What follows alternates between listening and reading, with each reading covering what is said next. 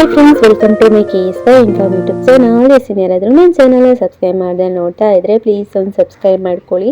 ಸಾಮಾನ್ಯವಾಗಿ ಎಲ್ರಿಗೂ ಗೊತ್ತಿರೋ ರೆಸಿಪಿನೇ, ಆದರೂ ನಾನು ಗಂಟಿಲ್ದಂಗೆ ಯಾವ ರೀತಿ ಮಾಡೋದು ಅಂತ ಹೇಳ್ಕೊಡ್ತೀನಿ. ಮೊದಲಿಗೆ ನಾನು ಇಲ್ಲಿ 3 ಲೋಟ ನೀರನ್ನ ಸೇರಿಸ್ಕೊತಾ ಇದ್ದೀನಿ, ಕುದಿಯೋದಕ್ಕೆ ಬಿಡ್ತಾ ಇದ್ದೀನಿ. ಯಾಕಂದರೆ ನಾನು 3 ಮುದ್ದೆ ಅಳತೆಗೆ ಮಾಡ್ತಾ ಇದ್ದೀನಿ. ಇದಕ್ಕೆ 3 ಲೋಟ ನೀರನ್ನ ಕುದಿಯೋದಕ್ಕೆ ಇಟ್ಬಿಟ್ಟು ಅದಕ್ಕೆ 1 ಟೀ ಸ್ಪೂನ್ ಆಗುವಷ್ಟು ಅಕ್ಕಿ ಹಸಿ ಹಿಟ್ಟನ್ನ ಹಾಕ್ಬಿಟ್ಟು ಹಾಗೆ ಒಂದು ಸ್ವಲ್ಪ ತುಪ್ಪ ಅಥವಾ ಎಣ್ಣೆ ಹಾಕ್ಬಿಟ್ಟು ಚೆನ್ನಾಗಿ ಮಿಕ್ಸ್ ಮಾಡ್ಕೊಬೇಕು.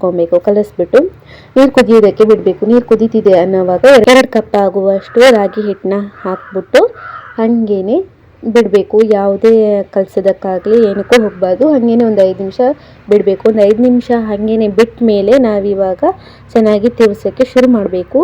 ಚಮಚ ಹಾಕ್ಬಿಟ್ಟು ಎಲ್ಲ ಚೆನ್ನಾಗಿ ಕಲಿಸ್ಬೇಕು.